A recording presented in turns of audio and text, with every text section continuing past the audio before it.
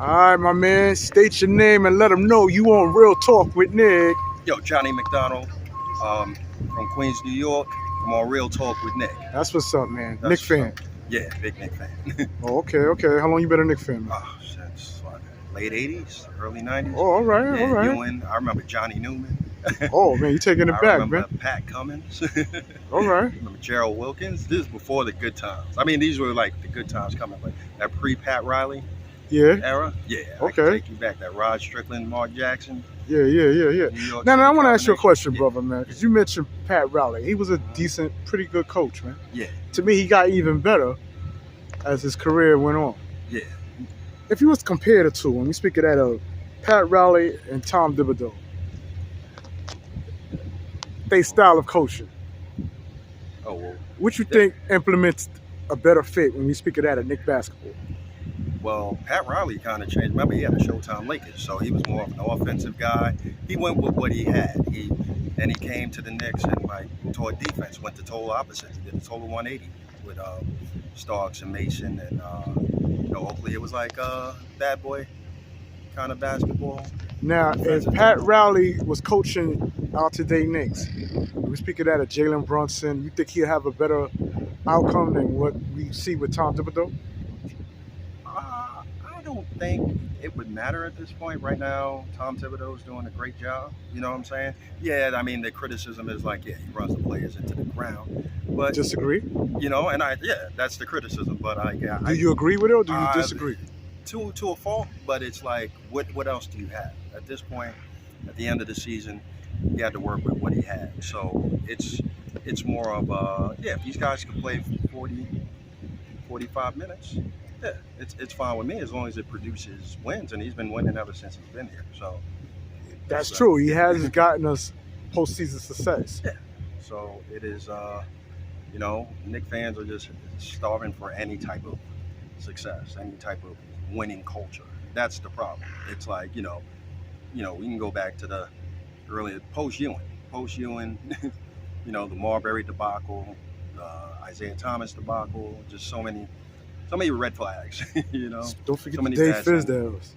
Fizdale, we can go, there's the coaching revolving door. We have Derek Fisher. Jeff Hornacek. I mean, we've been through a lot. Now that we got Tom Thibodeau, I agree. Probably the most stable coach we had. So right now, if he's winning and the team is winning, it's going to be fun seeing all these guys gel. Because this year, we all think, full strength. The Knicks team, took paces to a Game 7, but for the most part, we were in control. If we had all our players, if our players was absolutely healthy, think we would have beat the Pacers? We were one game over. The only game that threw off the Knicks Pacers was that Game 3, when it was close. I think Nemhard hit that shot, and Indy, and then the rest, you could tell the injuries started taking their toll. Okay. So there was a lot of Indy blew us out a couple times. We won Game 5, not mistaken, a big convincing win, but for the most part. And then Indy came out hot in Game 7. Now, some say it was the free throws that messed the Knicks up when we speak of that of the series against the Pacers. How important is the game within the game when we speak of free throws, man? Oh, no, it's important. Yeah, you're hoping to hit all of them. But, the bottom line is they haven't done anything to the injuries took a toll. You can't win without. Randall was the best, we had the best version of Julius Randle. And people forget that sometimes, you know what I'm saying? The problem when we speak of Randle, and to all my viewers, you see that he brung Randle up, not me. This man brung him up, okay? Being that he brung him up, we're going to dive in when we speak of that of Randle. Is he a keeper in your eyes, man, with everything that we went through concerning Randle? Because right now, the only thing that worries me about Randle is the injury. Does he come back? And is he the same player? And not even worry about if he fits with the Nova Knicks, with all these guys we have. But can he fit in? Is he a good fit with today's Knicks? I mean, before Brunson came in and took over, Randle was technically our best player. 3-time All-Star. You can't deny that. That's something you can't, if he's picked, and the coach is picked, he's not voted in. The coach is picked 3 seasons in a row. But do you like his game? I'm fine with his game. I know, in the beginning, mentally, he probably have a breakdown, try to talk to the refs. even squabble with his teammates from time to time, but he's calmed that down. This past season, before he got hurt, he's calmed that down. He's delivered amazing games. What do you say to the critics that say that Randall play ISO ball? He slows the offense down. He plays like a point forward, and no one was successfully doing that as a Knick besides Anthony Mason. What do you say to those fans? Well, I mean, it's well, he did what he had to do. Remember, he came in with 2020. He was like by default our best player. Remember that roster was not too good. You had Marcus Morris, and Right. you know, it's like he came in. Nobody offered him, like he got the biggest offer from the Knicks. I was like, all right, he's gonna be good. He'll be okay. And then over time, he started like, you know, having big games, dropping triple doubles, and over time, he was our star player. Yes, like the problems were joining with the refs and sometimes joining with his teammates, thinking he's better than he was. Because I would say the year before 2022, when they didn't make the playoffs, a lot of bad. We were ready to get him out of here. It's like trade him at any cost. Get him. Was you on that wave yourself? At one point, I was. But now, like I said, you've seen the change in his attitude and his mental. So do you think he was frustrated because he didn't have the help? Think he was going through that phase because he wanted to win and he didn't have the pieces around him? I was. If it's pre-Brunson, maybe. I mean, I'm talking about pre-Brunson. Yeah, maybe. But also, you didn't know how effective R.J. Barrett would be, and R.J. Barrett proved to be like I was high on that he was the number 3 pick, but it wasn't like over time you see R.J.'s game. It's like I don't know. You know what I'm saying? It's questionable because he wasn't as dominant as everybody else. So. Do you think his game could have been more dominant if he wasn't playing besides Randall? Because some Knick fans were saying that Randall and Barrett don't complement each other. I think they're the same. I mean, look what he's doing in the Olympics. Look what he's doing. Even though he had a tough time. Toronto, he was up and down, but you don't know. I mean, he's an undersized forward, not as fast as everybody else. So he's kind of in the neighborhood. But when he does it, when he's on, he's on. I remember he would have 40-point games and they would lose. Right. And when they win, it wouldn't be effective, shooting wise. And he started the last season, before he got traded, he started last season on fire. Then remember he had the migraines. Right. It kind of took him out, injury, then came back, kind of got lost in the sauce, Okay. Now I want to talk about Nick Simmons. We all know, unless you're under a rock, Isaiah Hartenstein is no longer with the Knicks. He went to OKC. That puts a big dent in the number 5 position when we speak of a center. You got Precious. Yeah, good move, re-signing him.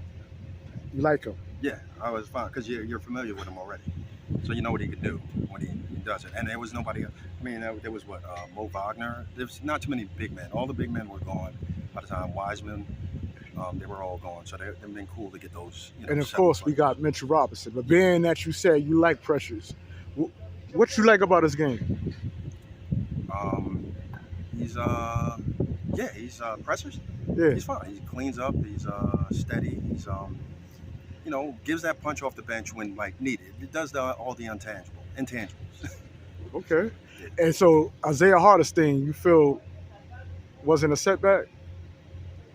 Yeah, I mean, he had the best year of his career, but he got the bag. That's all that matters. I mean, you can't blame anybody for Hartenstein leaving.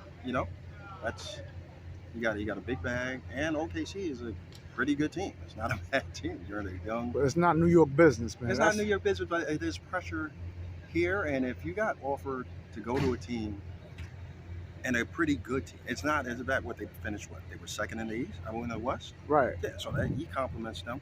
I don't blame him. So let me ask you this: if Isaiah Hartenstein knew that Jalen Brunson was going to take that pay cut, you think he would have stayed? Probably not. I think his mind was probably made up. I mean, he'll probably never see that type of money again. So,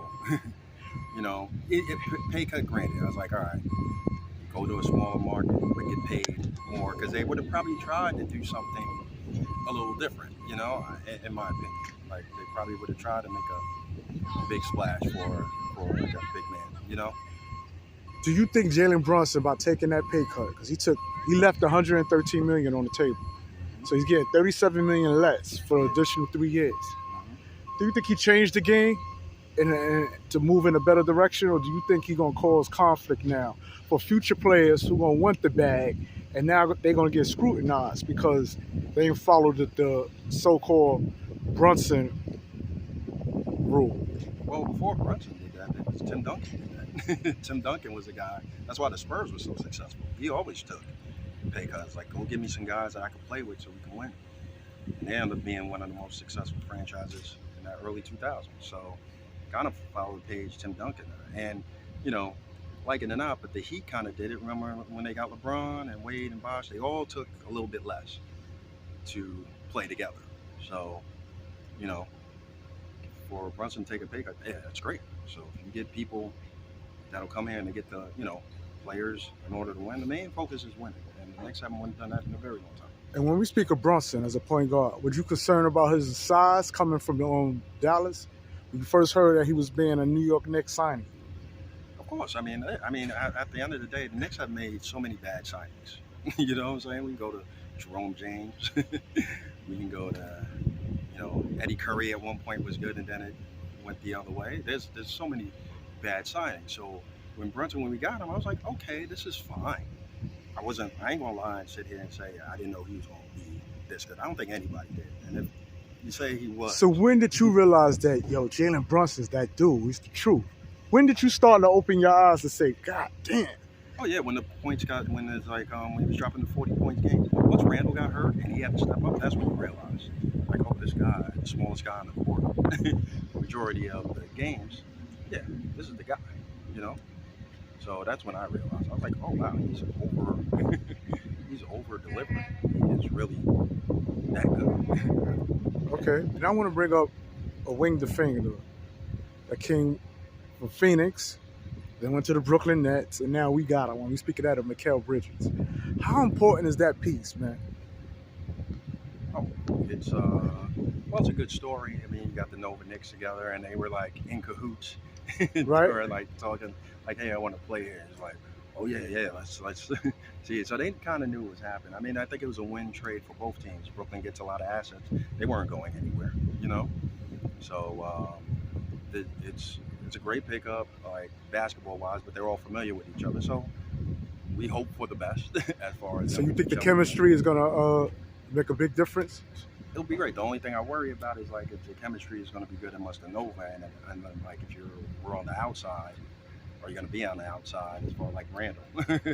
You know, it's like. So you think Randall's gonna be an outcast? You're fit. That's your fear?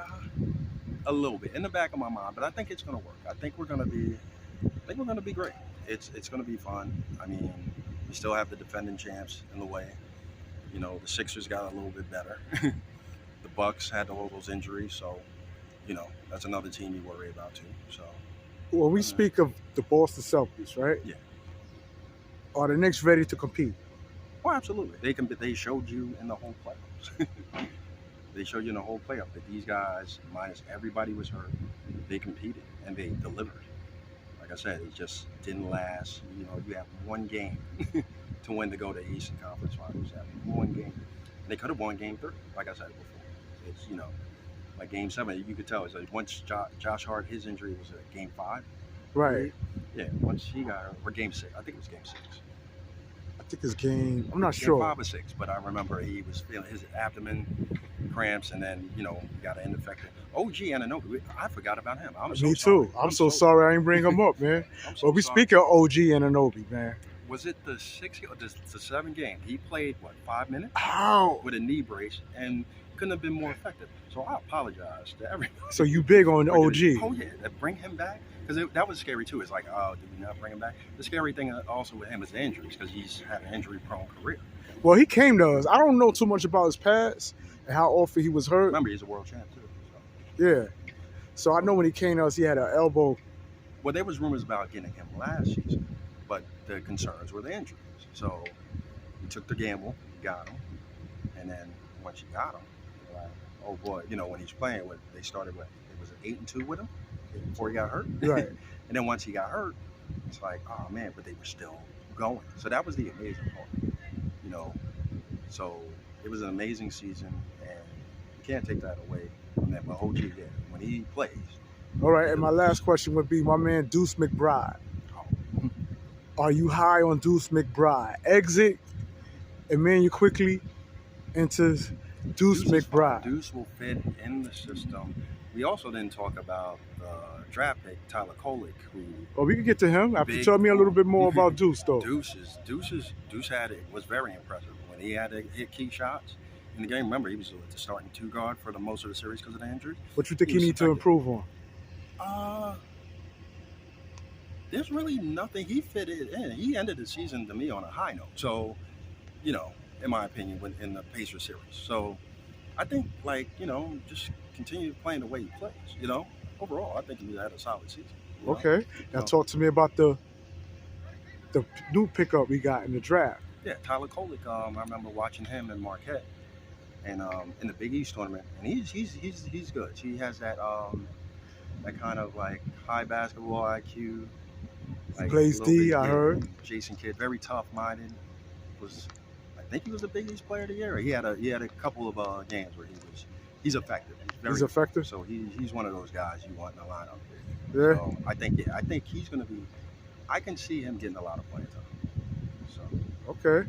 Yeah. And this is it. How many wins do you expect the Knicks to at least have this upcoming season? Last year was 50 wins, right? So Yeah. This year I would give them. I would stick with 50. I'm gonna be honest. I'll stick with 50. You gonna stick with 50? Stick with 50 because what matters now is the playoffs. You can win 50 games to get that. They were second seed, but remember, like the Bucks took that toll. They took that hit, and Philly without Embiid took that hit. I'm not saying they're going to be better. It's going to be more competitive this year. So if you can get to 50, that's great. You get home court, and you're going to compete with everybody. That's the goal. All right. Everybody and get the job done. And that's what it is, man. Sign off one more time. Let them know who you be on Real Talk with Nick. Johnny McDonald. Here's Johnny Mac on Instagram. Real Talk with Nick. And that's what it is. Peace. Thank you, bro.